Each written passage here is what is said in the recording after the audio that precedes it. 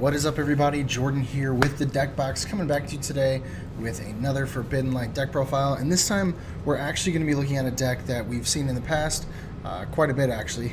Some would say too much. And it is the Buzzwole GX deck. But what we're doing is we're looking at it with some of the Forbidden Light updates. We got a lot of new cards in this set, a lot of really good cards, particularly for Beast Pokemon. And not only Beast Pokemon, but for Buzzwole in general. He just got a lot better with the set, if that's even possible. So what we're going to do is we're going to go through this list. I'm going to show you some of the updates I made. This is just a straight Buzzwole list. It's not a Buzzrock list or anything like that. This is the, kind of speed through energy type list. So that's what we're going to be looking at tonight. But real quick, as usual, be sure to do a few things for me. One, hang out for as long as you can during the video, but if you just in a quick bind or whatever, there are timestamps available in the description, so you can look at various portions of the video, look at the Pokemon, the trainers, and energy, and then the full deck list broken down with those timestamps. And then, as usual, if you enjoy the video, please be sure to leave a like. I'd greatly appreciate that, and please be sure to subscribe. We're very, very close to 250 subs, and I would greatly appreciate it if we could reach that within the next week or so. So just hopping right in, guys, we're going to go on to the Buzzwole list here. So starting off, we do have 3 Buzzwole GX. This is kind of obviously the core, the focus, the main attacker of the deck. Buzzwole GX, we've seen it time and time again. That first attack, Jet Punch, does 30 damage, and then 30 damage to one of your opponent's bench Pokemon. This is a really solid attack. I know it's only 30 damage, but setting up the snipe damage is really great. Being able to attack with 1 energy is really great, but it gets better from there. The fact that Buzzwole has strong energy, so you can be swinging for 50, and we have the new Diancie Prism Star to swing for an extra 20, so you're up to 70 at that point. And then you've even got Regirock EX if you want to throw that in there, then you're up to 80, just for 1 energy on your first attacking turn. So really, really solid there. And of course, if we want to use Beast Energy instead of Strong Energy, that would be 30 more instead of 20, and then you're all the way up to 90. So this attack just keeps getting better and better with these cards that we have coming out. And then the next attack, Knuckle Impact, does 160 base damage. This Pokemon can't use this attack during your next turn. That's okay though, because typically we're taking a knockout with that attack. That's the goal. As I mentioned, all those different damage modifiers. Diancie, Regirock, Strong Energy, one of each of those. You're immediately up to, 180, 210. And then if you have Choice Band, you're up to 240. This thing just gets insanely good with all these different damage modifiers. So really happy to see that for Buzzwole. Like I said, he didn't really need much help, but they gave it to him anyway. And then the GX attack, Absorption GX, this attack does 40 damage for each of your opponent's prize cards. I'm sorry, for each of your remaining prize cards, I apologize. And you can only use 1 GX attack per turn. So starting off the game, you'll be swinging for 240. It's possible, but even if you take a knockout before that, you're swinging at 160, and again, you're right back to those same damage modifiers that you were with Knuckle Impact, swinging for the same numbers. You're going to one-shot anything with this GX attack, especially with those damage modifiers. And then from there, you have Knuckle Impact to just kind of finish things off. So really solid Pokemon. I mean, I don't see how much better it could get with this guy. And something to note too, going back to Jet Punch, if you have Jet Punch with we'll just start with we'll say a Strong Energy, because it's more likely than a Beast Energy, but Strong Energy, Diancie, Regirock, you are now up to 80. Then you have the Choice Banner up to 110, and you're one-shotting a Zoroark GX with this attack. It's just insane. And of course, if you had the Beast Energy, be 120. So either way, you're one-shotting a Zoroark GX. That is key in this meta. I think Zoroark's kind of going down a little bit as far as how much it's played, but it's still played just enough for that attack to make a difference. And even then, I mean, you're swinging for 110 for 1 energy. I don't know what else you could really ask for in a Pokemon. So now that I'm done with Buzzwole, I'll move on to Buzzwole. We have a new Buzzwole from the Forbidden Light set. It is a non-GX version, which I think is really cool. At first, when I saw this card, I wasn't really a fan, but after looking at it a little bit more, kind of doing some of the numbers, that's where things started to kind of click for me. Numbers make a huge difference. I mean, this is a game of numbers, so obviously we're going to be looking at those. The first attack, I don't have the exact name, but I know what it does. So it does 30 damage base, and if your opponent has 4 prize cards remaining, you're swinging for an additional 90 damage. So you're swinging for 120 if they have 4 prize cards remaining. That's likely to happen at some point in the game. It's not super likely. They could skip around it, take 1 and then 2, and you're down to 3, whatever. But if they hit that 4 prize mark, you're swinging for 120. Okay, so that's pretty good for 1 energy. And if you're at the 120, if it's a strong energy, up to 140, choice band 170, Diancie, Regirock 200. You see where I'm going. If it was beast energy to begin with, you're up to 210. It's insane. A 1 prize Pokemon will one-shot a Zoroark. Okay, and that's with or without this 4 prize card. Little caveat here. So let's say that they have 3 prizes or 5 prizes remaining. You're swinging for 30 base, strong energy 50, Regirock, Diancie, you're up to 80, choice band 110. You're one-shotting a Zoroark, same as with the GX one, but you're giving up 1 prize. This card is insanely good, and like I said, you're still swinging for 110 against any other Pokemon out there, any other GX Pokemon out there. So it's really, really solid. This is also going to be our counter to Hoopa. It's going to one-shot Hoopas, no problem, and it's going to be an awesome card. I think, honestly, I could see this bumping up to 3 in this list, no problem in the future once some things kind of rotate and you kind of free up some space in the list. Moving on though, the next attack does 80 base damage for 2 fighting and a colorless, and then you flip 2 coins, and for each heads that you hit, you add an additional 20 damage. So potentially 120 for 3 energy, but I mean, we just did the math with the first one. I'll be fine. I can always use this second attack, 120, strong energy 140, choice band 170, Regirock, Diancie, yada yada yada. So I can use that later on once we're past the 4 prize thing. But yeah, really solid Pokemon. It's at 130 HP, so it's just out of reach of Zoroark. So we're looking at a really, really strong card here. Next, looking at some of our support Pokemon. I've already mentioned Diancie and Regirock 1,000 times, so I'll run through them real quick. So Diancie, as long as it's on your bench, adds 20 damage to your to your active Pokemon's damage, as long as they're fighting Pokemon. It's basically Regirock, except it adds an additional 10 damage as opposed to just 10. It's doing 20, and also it only gives up 1 prize. Regirock gives up 2 prizes, so we're doing double the damage for half the cost. It's essentially 4 times as good. You figure that math out. Really, really solid card. Now the downside, it is a Prism Star, so once it's knocked out, it's gone. It's out of the game. You know the deal. But that's fine. The goal, if we can take 1 knockout with Diancie on the bench, I'm cool with that. And typically, the thing that'll happen is if they're going to go for my Diancie, that means they're not going for my Buzzwole. So if they take out my Diancie, that gives me a turn to beef up my Buzzwole a little bit more, bring them back out. I'm still going to take you out with or without Diancie. So I'm cool with them taking the knockout on Diancie for sure. Then also has this attack that does 90 damage for 3 fighting. Probably not going to use it, but if you do, you get to heal 30 damage from each revenge Pokemon, so that's not too bad. Especially if you're looking at a mirror match situation and they've kind of set some things up. Then Regirock EX, we've seen this card 100 times, does 100 damage with Bedrock Press, but really the main thing we're looking at is Regipower. The attacks of your fighting Pokemon, excluding Regirock EX, do 10 more damage to your opponent's active Pokemon. So this, combined with Diancie, you're swinging for an additional 30 damage. You basically get a choice band for all of your attacks, except it goes to all Pokemon, not just EX and GXs. So I think that's a really good combo to use for the time being until September when Regirock rotates out. I think we need to be playing 1 of each Diancie and Regirock. Moving on from there, I do play 1 Mew. I originally had this at 2, but I needed to squeeze some more things in. So I bumped it down to 1, and I figured we hit solid enough numbers elsewhere. But this Mew is going to be really good to help us in the prize trade. Yes, I know our Buzzwoles can take easy knockouts on other Buzzwoles, on other Lucarios, things like that. But Mew is there as our 1 prize attacker to one-shot things. So if we can get a Mew set up, great. If not, it's not the end of the world. And the other thing to note is it does have free retreat, so not a bad thing to have. You can Guzma switch things out that way and just kind of make your game a lot simpler. From there, these are our, draw supporting Pokemon. So we run a 2-2 Octillery line to use Abyssal Hand. This is where we get to basically refill our hand up to 5 cards. It's really solid. This is going to be how we get through our elixirs, our B-strings, dig through for more Pokemon, find our stadiums, etc., etc. And then from there, 2 Tapu Lele, of course, for Wonder Tag, so that we can search out whatever supporter we want from our hand.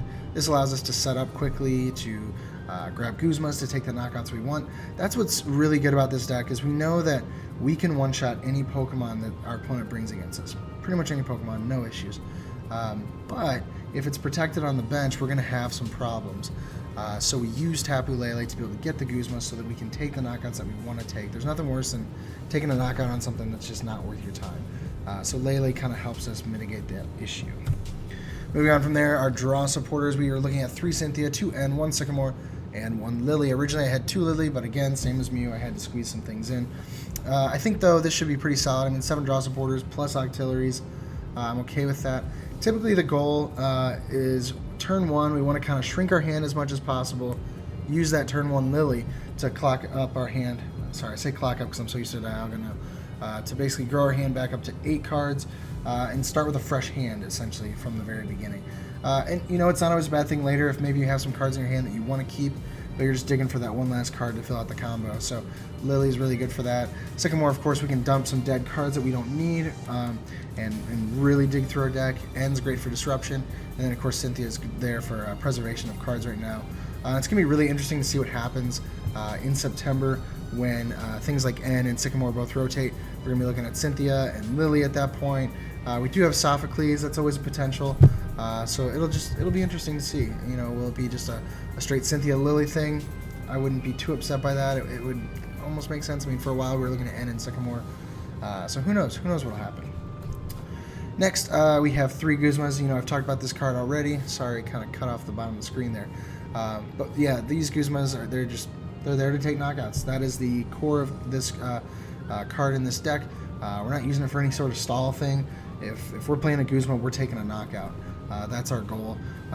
Could be preserving a Pokemon at the same time, but we really want to go for those knockouts. That's really the main thing to do with these. Then from there, moving on to items. So Ultra Ball, obviously we're digging for Pokemon. Ultra Ball is our way to do that. And then from there, as I mentioned originally, this is a very heavy energy acceleration type deck. We want to get our max elixirs and B-strings as early and as often as possible. Now we only play, I believe it's 9 fighting energy in here.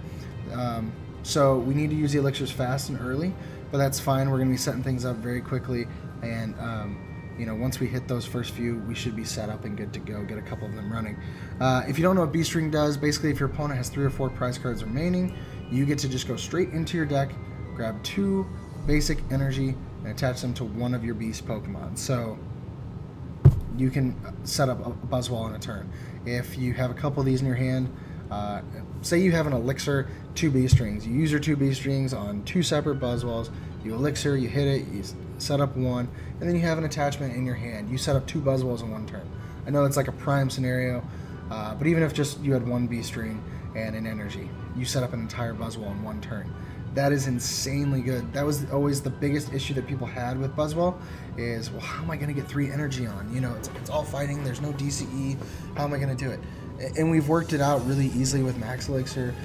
Some people use Carbink in the past. You know, we find ways to make it happen. But B-String just completely makes it just insanely good. We set up an entire Buzzwole 1 turn. We don't have to go by chance. You know, Max Elixir, it's like, I have to hit it off these 6 cards. B-String's like, hey, you need some fighting energy, go in there. You got, 45 cards left in your deck, dig through them, grab your 2, and move on. It's just insanely good. I'm super stoked about this card. I think if Buzzwole continues to be, well, I guess Buzzrock was currently the best deck, but once Buzzwole kind of takes over, and I mean by itself, it will be mainly because of things like B-String and Diancie Prism Star. These cards from Forbidden Light are just going to make this deck insane.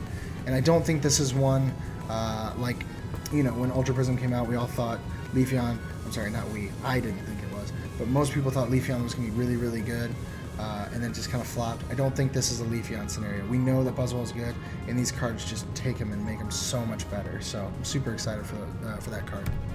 Next, moving on from there, we do have some other support items, I guess we'll call them. We do play a Super Rod. This is to get back Pokemon, to get back our energy. Obviously we need to preserve as much energy as possible. That's really what we're using this for, is to keep some of our fighting energy in there, especially if we discard some early on and want to get them back in our deck before we elixir or before we use our B-string. that's really a good option for it. Also, we can recycle through things like our Buzzwole, Mew if we need to use that again, Regirocks, Tapu Leles, the list goes on and on. Then just one field blower. I mean, we rely on 3 abilities, kind of rely on them. We don't necessarily need Regirock and Diancie in a Garbodor matchup because we need to hit 200 against Espeons in that situation, and we have Mew to kind of deal with that. Now I know we need Octillery, but again, we've got a decent amount of draw supporters, so I felt like 1 was okay.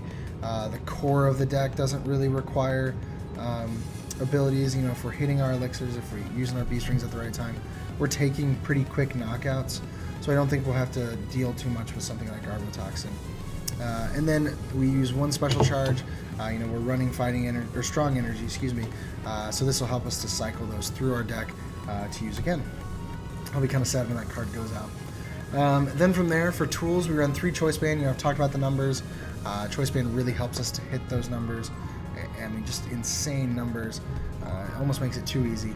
And then 2 Floatstone. We don't want to get things like our Regirock or Diancie or Octillery stuck in the active.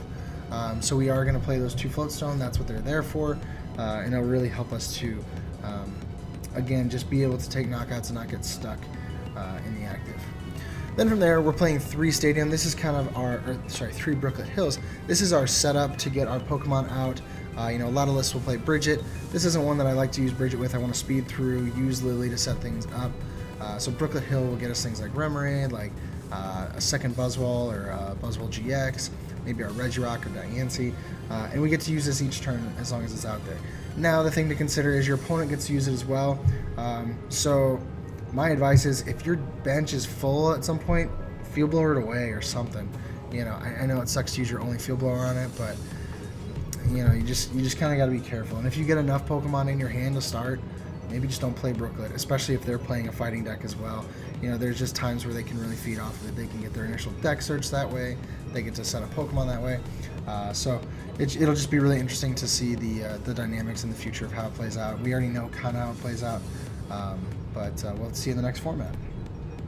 Then from there, to close things out, as I mentioned, we do play 9 Fighting Energy. I wish it could be a few more, to be honest with you, and I'm sure there's some cuts I could make. It's just already kind of a tight list to begin with, but I think the 9 energy will be just fine. Honestly, if I was to cut anything, I'd maybe cut 1 elixir to add another energy, bump up to 10, and then 3 elixirs I think would be appropriate, but I think that number will work just fine. And then 4 strong energy, again, this is just to add the additional 20 damage, and then 1 beast energy Prism Star. If you don't know what it does, it's basically rainbow energy for beast Pokemon, except they don't take the 10 damage. And this does an additional 30 damage to their attacks, which is just, that's crazy. So you get to basically have like double Choice Band when you play this thing down. So between all those and Diancie and Regirock, like you have all these different damage modifiers that really just kind of makes this deck out of control. So we're looking at 14 energy there. I think that should be appropriate for this list, and I think you should be hitting your energies early and often. So then to close things out, guys, here's the full list that I will be testing out in this upcoming format. We're just a couple days off. I am super excited. I got my orders in with Dead Draw. They're going to be sending me my stuff. I think they've already sent it out, so I should get it within the next couple days or so. Probably by release date. They're really good about that, so I really appreciate them helping me out with that. I'll leave a link, I'll leave a link in the description to their website so you guys can go check them out. They've already got some of the high dollar like gold cards from the set on their site for you guys to purchase if you're into bringing your decks out or anything like that. So be sure to check them out for me. I'd really appreciate it. So yeah, I hope you guys have enjoyed this list. I know this is going to be one of the powerhouses of the next format, and I'm really excited to get to play some more games with it. So as usual, guys, thank you so much for hanging out with me during this video. I really appreciate it. And as usual, if you enjoyed the video, please be sure to leave a like, share it with your friends. I had a lot of people tell me recently, hey, I'm sharing this with the guys at League because I think it's a really cool deck, or yada yada. I really appreciate that. You guys don't know what that means to me. It means a lot. So please be sure to do that if you can. And then as usual, please be sure to subscribe. And again, tell your friends about me. Bring them along. Have them subscribe as well. I would greatly appreciate it. And I will see you next time here on the Deck Box. where I want to know what's in your box. Have a great night, guys.